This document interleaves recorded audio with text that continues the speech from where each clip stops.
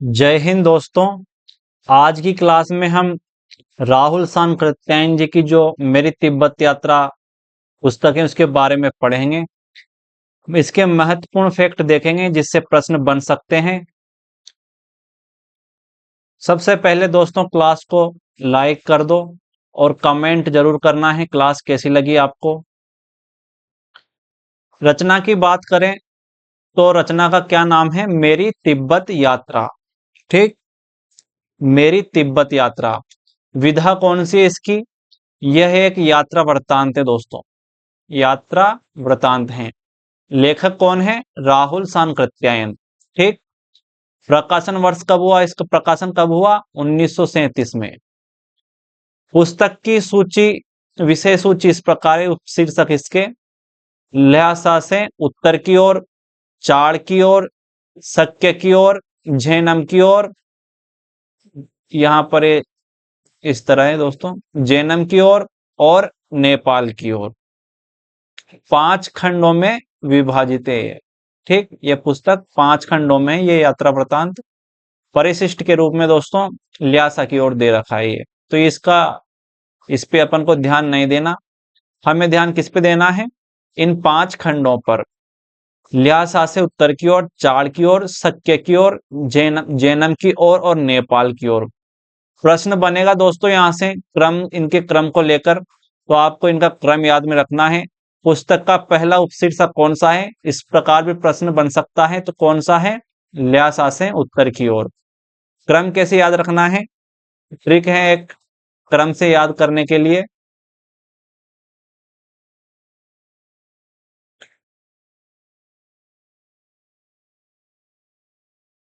लीचा, लीचा सक्या, लीचा सक्या जैन ने पाली। किसने पाली? जैन ने पाली। ठीक, इस तरह लीचा और सक्या दो बहनें हैं, जो किसने पाली है? जैन ने। ठीक, जैन ने पाली। लीचा से हो गया, लीचा से इससे हो गया ल्हासा से उत्तर की ओर, चा से हो गया चाड़ की ओर, सक्या से हो गया सक्या की ओर, और जैन से हो गया जैनम की ओर, और नेपाली से नेपाल की ओर। इस तरह आपको ट्रिक बनाकर इन उपशीर्षकों को क्रम से याद में रखना है। ठीक, आगे देखिए। तिब्बत, तिब्बत की बात करें दोस्तों तो भारत के नक्शे में देखें तो तिब्बत किधर पड़ता है? नेपाल, नेपाल के उस पार। ठीक, नेपाल के उस पार है, ये नेपाल का है। यहाँ सिक्किम है और उत्तराखंड, उत्तराखंड है यहाँ पर ये। ठीक, अब 3 जगहों से तिब्बत में प्रवेश करता है लेखक। लेखक ने बताया है कि वो 3 बार यात्रा करता है तिब्बत की, और तीनों बार अलग अलग जगह से तिब्बत में प्रवेश करता है। देखते हैं कहां कहां से। इसकी भूमिका देखते हैं सबसे पहले, पुस्तक की भूमिका। मैंने अपनी इस यात्रा को तिब्बत से लौटते ही प्रेस में दे दिया था, किंतु कुछ कारणों से 36 पृष्ठ तक छपकर काम रुका रहा, और अब तीसरी बार तिब्बत से लौटने के बाद यह पुस्तक पाठकों के हाथ में जा रही है। 128वें पृष्ठ के बाद 2-3 पृष्ठ लुप्त हो गए। ठीक, इसलिए वहां सिलसिला कुछ टूटा सा मालूम होगा। यात्रा के अंतिम 2 अध्याय सरस्वती में निकले थे। कौन सी पत्रिका में? यह बहुत ही महत्वपूर्ण फैक्ट है दोस्तों, याद में रखना है आपको। कौन सी पत्रिका में निकले थे अंतिम 2 अध्याय? कौन कौन से अंतिम 2 अध्याय? एक तो जैनम की ओर, एक नेपाल की ओर। एक कौन सी पत्रिका में निकले थे ये? सरस्वती पत्रिका में। ठीक, सरस्वती, सरस्वती पत्रिका में निकले थे दोनों। ठीक, ये आपको ध्यान में रखना है। चित्र सरस्वती तथा प्रवासी, जो कि एक बंगला पत्रिका है, उसमें प्रकाशित हुए थे। तो चित्र कौन सी पत्रिकाओं में प्रकाशित हुए थे? सरस्वती और प्रवासी में। ये फैक्ट भी आपको ध्यान में रखना है, ये भी इंपॉर्टेंट है। ठीक, आगे देखिए, हम दोनों पत्रों के आभारी हैं और इस प्रकार लेखक राहुल सातकृत्यायन इनका आभार भी प्रकट करता है भूमिका में। ठीक, आगे देखिए, कुछ प्रमुख तथ्य हैं। सैकड़ों वर्षों से तिब्बत में पड़ी नालंदा विश्वविद्यालय की पुरानी पांडुलिपियों का पता लगाया। तिब्बत क्यों जाता है लेखक? लेखक तिब्बत इसलिए जाता है क्योंकि वहां पर भारत की पुरानी, बहुत पुरानी, सैकड़ों वर्षों पुरानी पुस्तकें, तालपत्रों की बनी पुस्तकें, किसकी? तालपत्र, तालपत्रों की बनी पुस्तकें खोजने तिब्बत जाता है लेखक। ठीक, इसमें कुल 3 तिब्बत यात्रा का वर्णन है।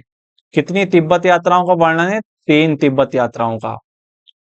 इस वृत्तांत के अंतिम 2 अध्याय सरस्वती पत्रिका में थे। पांडुलिपियों के चित्र सरस्वती तथा प्रवासी पत्रिका में प्रकाशित हुए, ये हमने पहले भी पढ़ लिया। लेखक की जो पहली यात्रा थी ये कब हुई थी? 1929 में। ठीक, 1929 में पहली यात्रा लेखक ने की थी। इसके जो प्रमुख बिंदु हैं देखिए कि पांडुलिपियां नालंदा विश्वविद्यालय की, यहीं से उन्हें तिब्बत ले जाया गया, यानी नालंदा की जो पांडुलिपियां थी। पांडुलिपि किसे कहते हैं दोस्तों? जो हाथ से लिखी गई हैं, जिनको हाथों से लिखा जाता है उसे पांडुलिपि कहते हैं। ठीक, पांडुलिपि किसे कहते हैं? जिन्हें हाथों से लिखा जाता है उन्हें पांडुलिपि कहते हैं। नालंदा विश्वविद्यालय की ये पांडुलिपियां उन्हें तिब्बत में ले जाया गया था पहले, अब उन्हीं को खोजने लेखक तिब्बत गया है। ठीक, राहुल जी बौद्ध भिक्षु के वेश को धारण कर काठमांडू पहुंचे। पहली यात्रा में कहां पहुंचे? वे नेपाल के काठमांडू पहुंचे।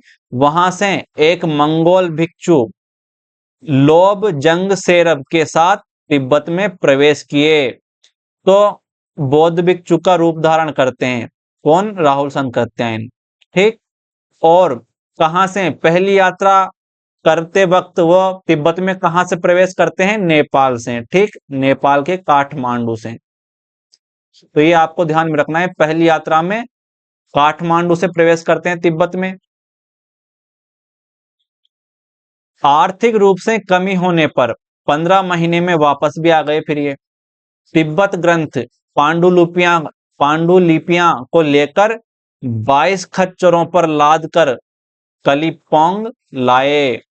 अपनी इस पहली यात्रा में वह 1619 ग्रंथ लेकर भारत लौटे थे। तो ये फैक्ट महत्वपूर्ण है। प्रश्न बनेगा कि पहली यात्रा में कितने ग्रंथ लेकर आया था लेखक? तो 1619। ठीक, आगे देखिए, दूसरी यात्रा की बात करें। इस पुस्तक में कुल चित्र सूची में 33 तस्वीर हैं। कितनी? 33। इस बार इन्होंने नेपाल की बजाय कश्मीर के रास्ते तिब्बत में प्रवेश किया। तो पहली यात्रा में नेपाल से, ठीक, नेपाल से प्रवेश किया। दूसरी यात्रा में कश्मीर से प्रवेश किया। कहां से? कश्मीर से, कश्मीर से प्रवेश किया। ठीक, संस्कृत ग्रंथ की मूल पांडुलिपियां देखने को मिली दूसरी यात्रा में, लेकिन उन्हें भारत लाने की अनुमति राहुल हासिल न कर पाए। इन ग्रंथों की फोटोग्राफ या हाथ से नकल करने की अनुमति मिली। तीसरी यात्रा की बात करें दोस्तों तो 1936 में हुई थी तीसरी यात्रा। ठीक, दूसरी यात्रा कब हुई? 1934 में। पहली यात्रा कब हुई? 1929 में। तीसरी यात्रा, इस बार वह रूस से तिब्बत की यात्रा करी। इस बार कहां से? रूस से गए। पहले कहां गए? काठमांडू से, फिर कश्मीर से, और तीसरी बार में रूस से गए। ठीक, तो ये तीनों यात्राओं का जो प्रवेश मार्ग है वो आपको ध्यान में रखना है। ठीक, आगे देखो, प्रमाण वार्तिक भाष्य जिसके महान रचनाकार थे दार्शनिक धर्मकीर्ति। तो इस पुस्तक का इसमें जिक्र हुआ है बार बार, ये आपको ध्यान में रखना है। दोनों ध्यान में रखना है, पुस्तक का नाम और पुस्तक को लिखने वाले का नाम आपको ध्यान में रखना है। किसने लिखी है? ये धर्मकीर्ति ने। इस बहुमूल्य ग्रंथ को पूरी दुनिया के विद्वान ढूंढ रहे थे। यह ग्रंथ मूल संस्कृत में था। तो कौन सी भाषा में था ये मूल ग्रंथ? संस्कृत भाषा में। यह भी आपको ध्यान में रखना है। कौन सी भाषा में था? संस्कृत भाषा में। संस्कृत ग्रंथ नष्ट हो गया था, लेकिन यह तिब्बती भाषा में मौजूद था।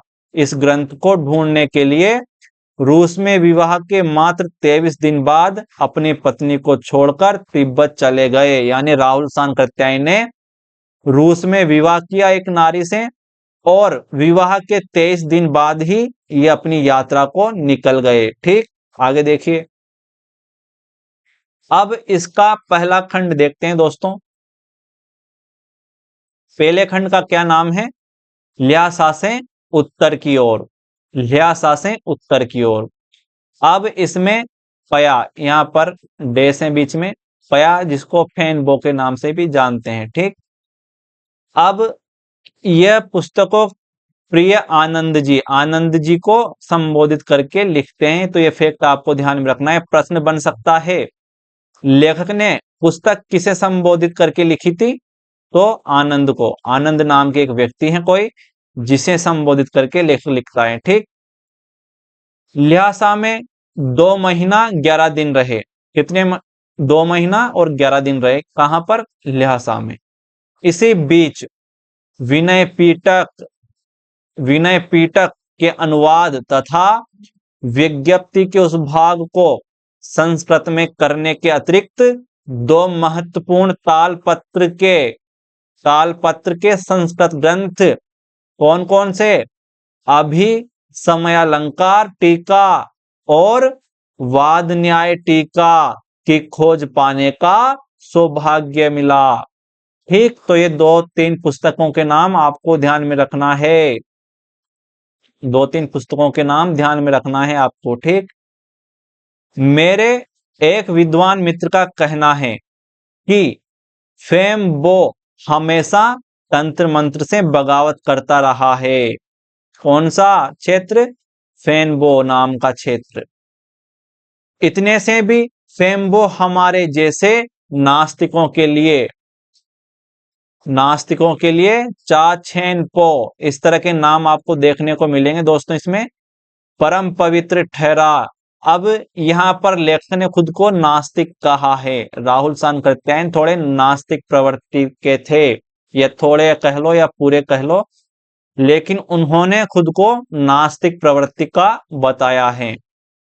मालूम हुआ कि इधर 10वीं से 13वीं शताब्दी तक के कितने ही विहार हैं, जिनमें रेडिड में तो निश्चित ही थोड़ी सी तालपत्र की पुस्तकों के होने की बात बतलाई गई है, और संभावना औरों में भी है।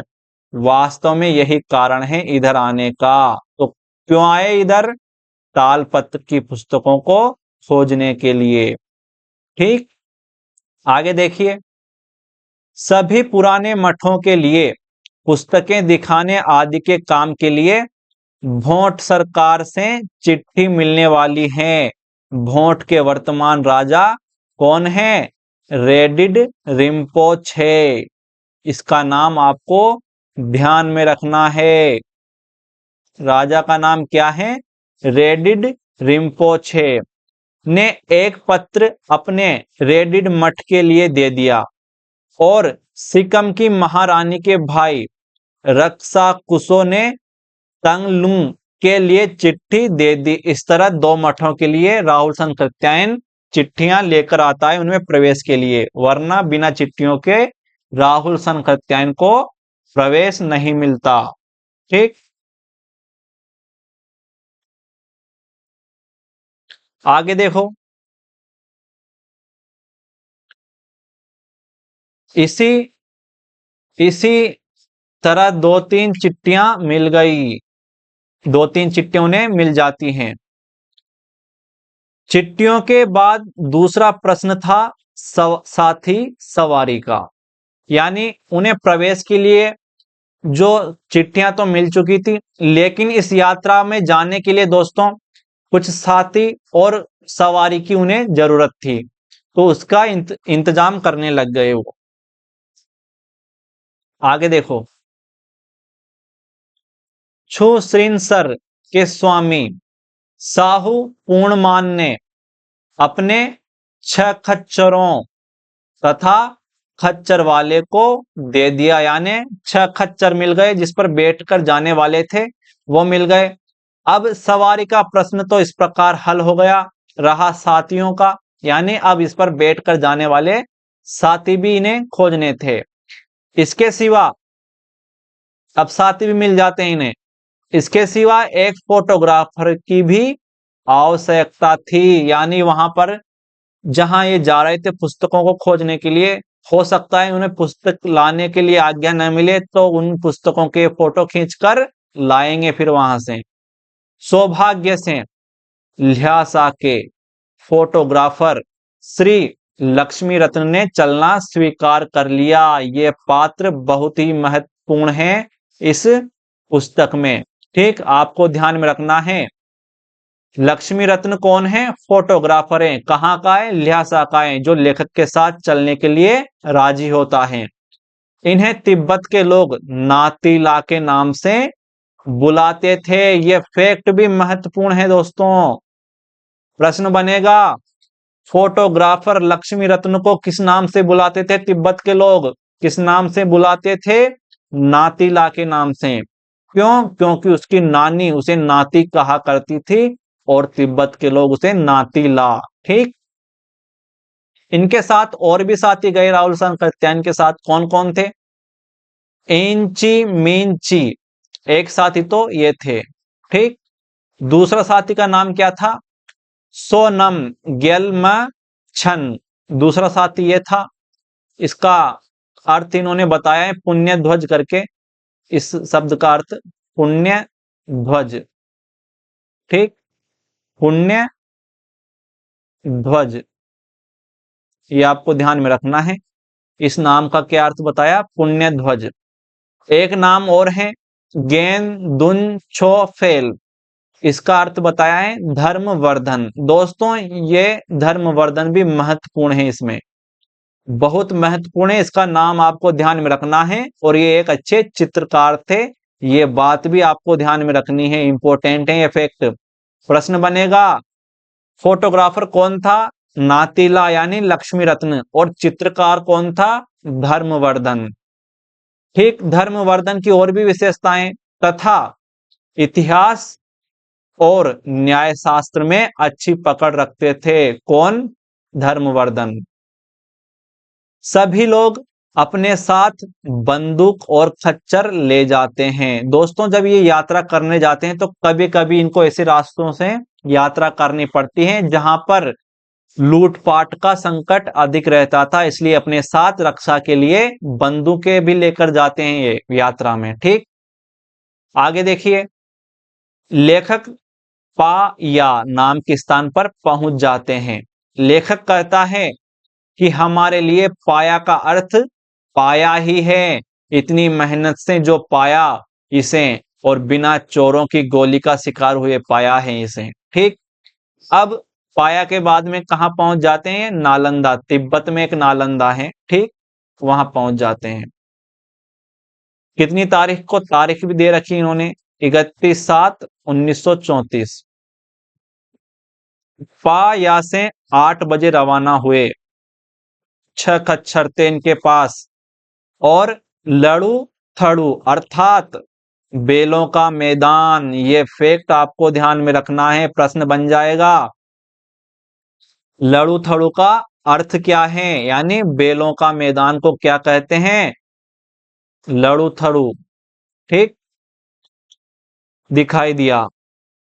और लड़ू थड़ू पा एक व्यक्ति है जिसका नाम क्या है? लड़ू थड़ू पा बड़ा ही विनयधर था।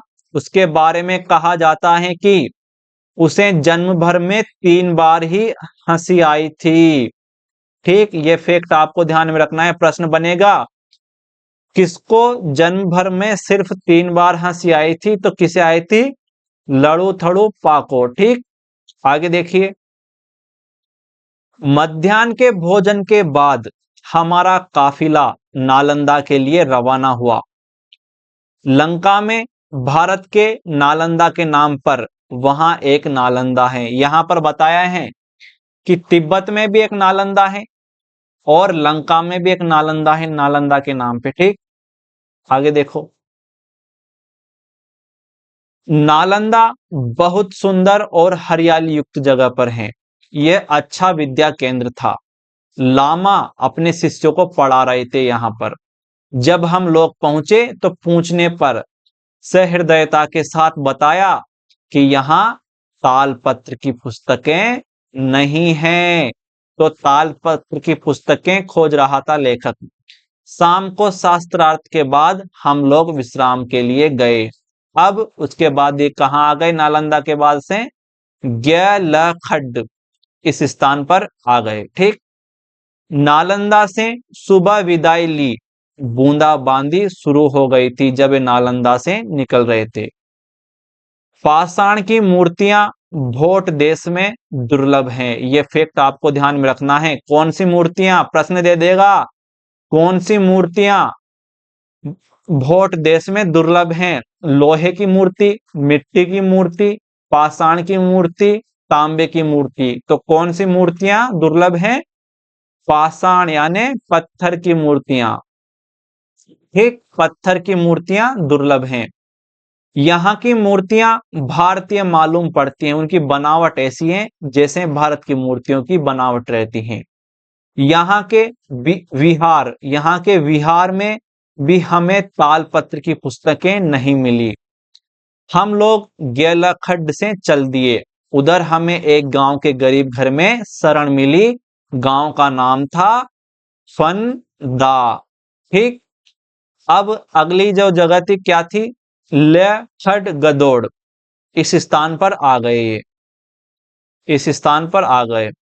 आज जब हम सोए पड़े थे और घर में भी अंधेरा था, तभी सोनम गजे आ पहुंचा। दोस्तों, ये व्यक्ति रास्ते में छूट गया था, जो कि अब आ गया था। पूछने पर बताया कि सामान रास्ते में से कोई उठा ले गया। हम लोगों को डर लगा कि ये झूठ बोल रहा है, लेकिन विश्वास करना पड़ा। वो ऐसे गांव से था जहां चोरी और हत्या आम बात थी। यानी एक साथी इनके साथ ऐसा था जिनके गांव में चोरों का बोलबाला था, वहां कत्लेआम होता था। ठीक, आगे देखिए, यहां से कल सवेरे ही हम लोग रेडिड नामक स्थान की तरफ रवाना हो गए। आगे देखिए, अब ये रेडिड पहुंच जाते हैं। कहां पहुंच जाते हैं? रेडिड में।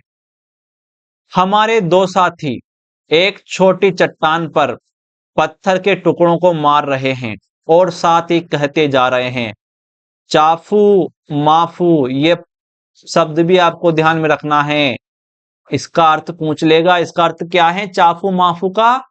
चाय प्रदान करो और मक्खन प्रदान करो, चाफू माफू। ठीक, मालूम होता है सभी श्रद्धालु यात्री यहाँ पर चाफू माफू करते हैं, तभी तो इस छोटी सी चट्टान पर 50 गोल गोल गड्ढे हो गए हैं।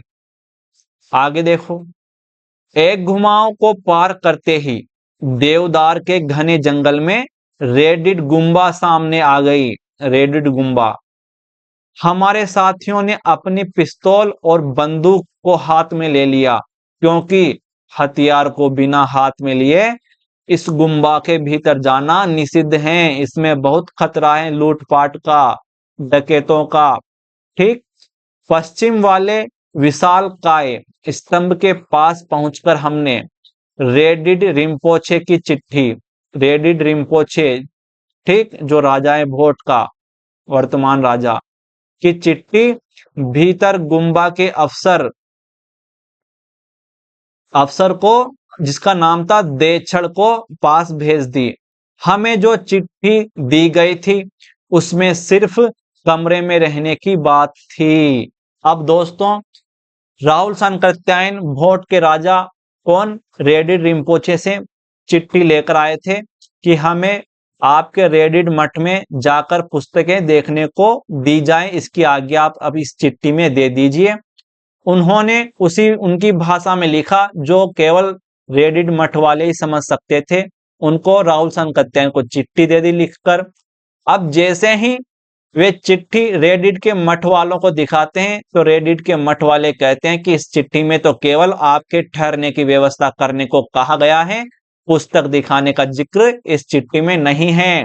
और जब ये बात मुझे यानी लेखक को, मुझे तो इस बात पर पहले विश्वास नहीं हुआ कि राजा ने ऐसा मजाक, ऐसा काम मेरे साथ किया। इतनी तकलीफ झेलकर पद पद पर चोरों के खतरे वाले इस प्रदेश में तो हम इसलिए आए थे कि रेडिड में हमें दीपंकर श्री ज्ञान के हाथ के लिखे ताल के पत्ते या पत्र देखने को मिलेंगे, पुस्तक देखने को मिलेंगी।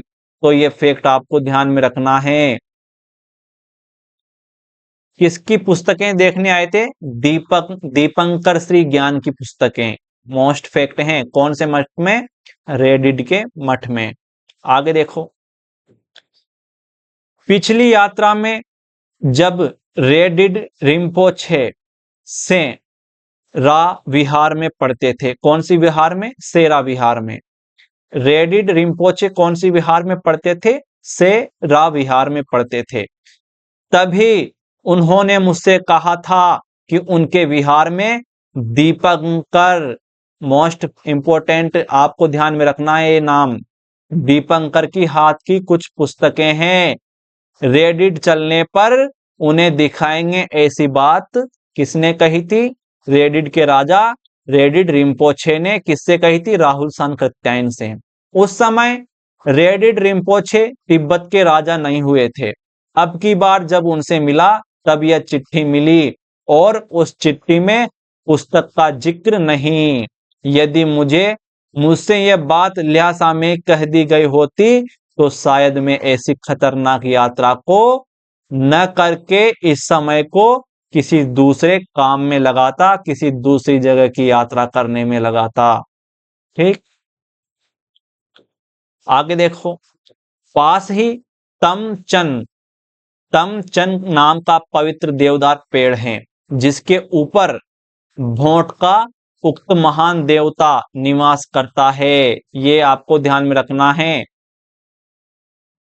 ऐसा कहावत है उनके यहाँ तिब्बत में कि तमचन के ऊपर जो पेड़ है उस पर भोट का उक्त महान देवता निवास करता है। श्रद्धालु नातीला ने इस देवता के ऊपर एक चांदी का टंका चढ़ाया तमचन के पेड़ के ऊपर। ठीक, आगे देखिए फैक्ट। वैसे तो तुम जानते ही हो कि सभी धर्म स्थान झूठ के अड्डे हैं। अब यह फैक्ट आपको ध्यान में रखना है, महत्वपूर्ण फैक्ट है। लेखक कहता है कि सभी धर्म स्थान झूठ के अड्डे हैं। शायद उतनी झूठी कथाएं और जगह नहीं मिलेंगी जितनी धर्म के दरबार में।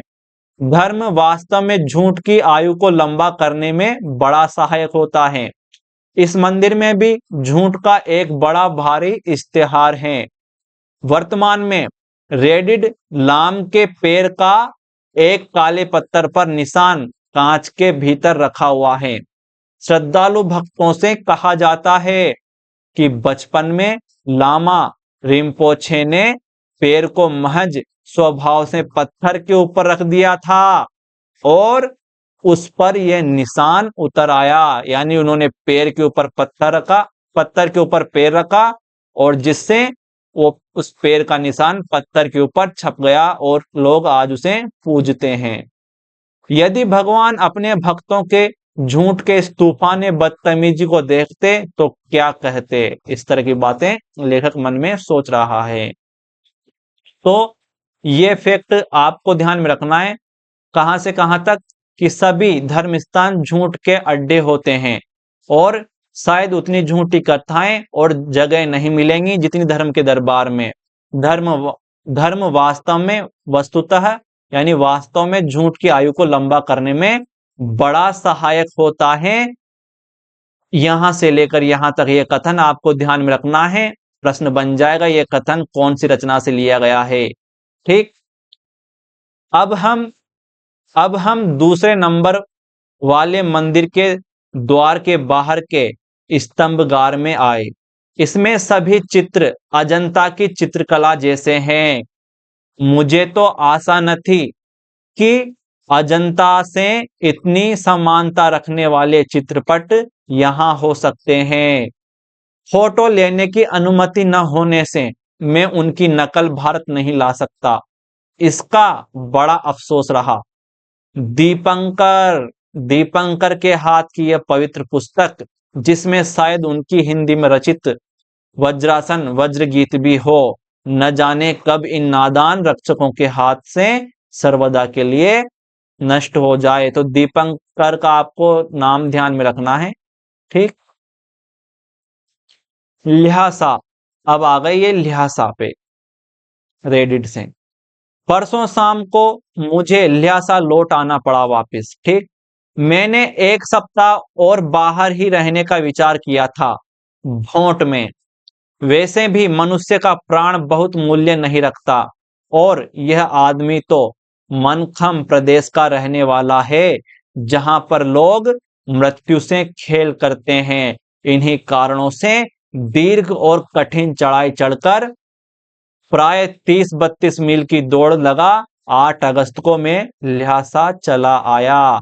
और नीचे लिखता है तुम्हारा राहुल। ठीक। आगे देखिए।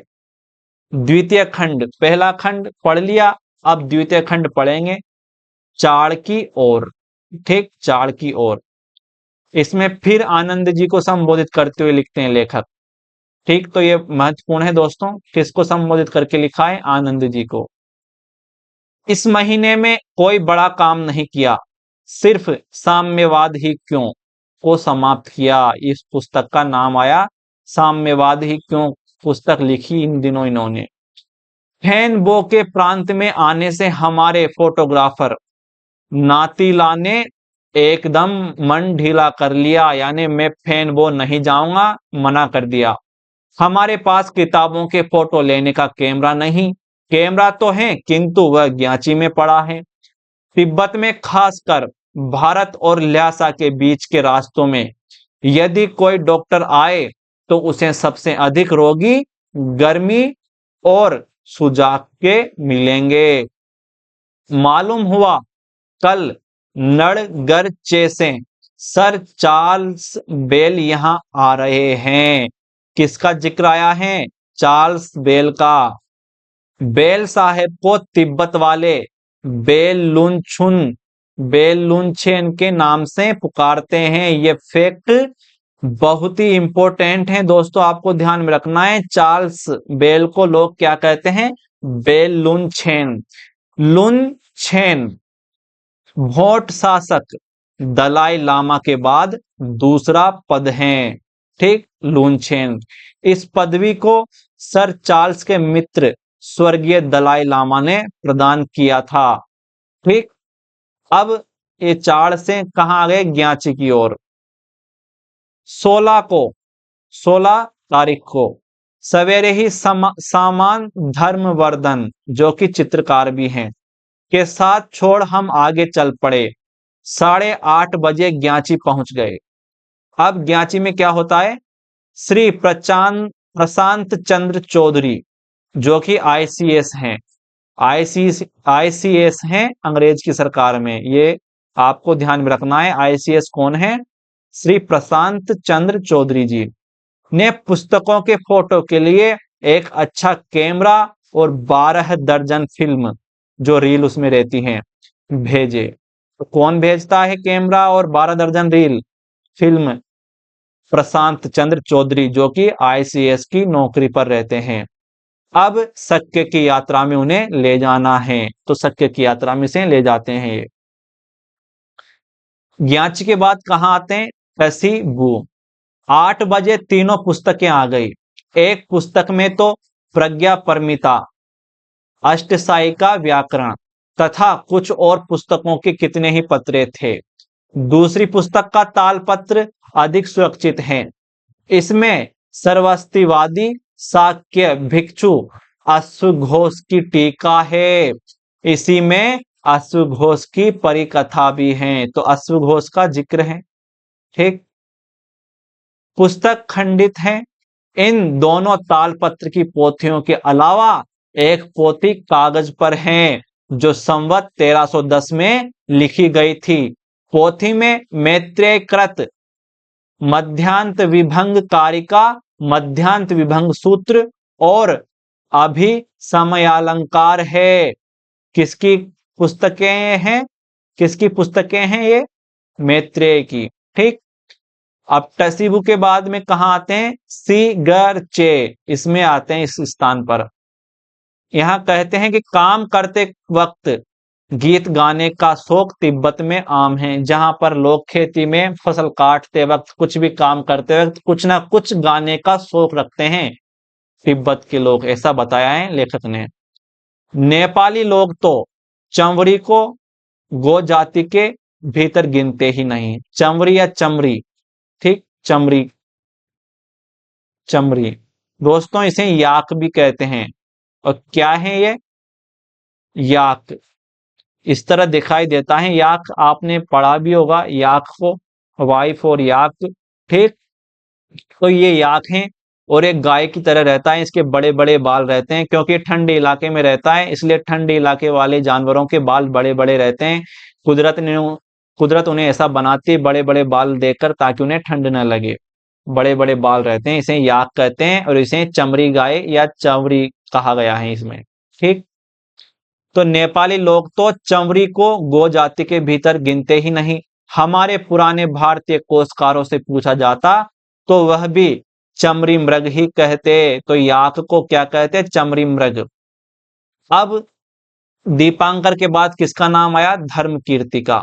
धर्म कीर्ति के न्याय संबंधी महान ग्रंथ प्रमाण वर्तिका अंतिम अनुवाद संशोधक इसी मठ के लोचव धर्मपाल भद्र थे। ठीक, तो धर्म कीर्ति का नाम आया, जिसके अनुवाद संशोधक कौन है? धर्मपाल भद्र। ठीक, सी गर्चे। अब 28 तारीख की बात बता रहे हैं ये। तालपत्र की पुस्तकें प्रधान विहार से कुछ हटकर पहाड़ के भीतर वाले विहार री फुग में है, यह पहले बता चुका हूं। ठीक, ये याक है।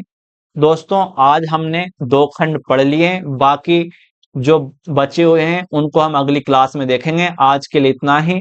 दोस्तों, क्लास को लाइक करो, कमेंट जरूर करना है और वीडियो को, लेक्चर को शेयर करना है। और व्हाट्सएप ग्रुप से जुड़ने के लिए इस नंबर पर आप मुझे मैसेज कर सकते हैं। ठीक, आज के लिए इतना ही, मिलते हैं अगली क्लास में।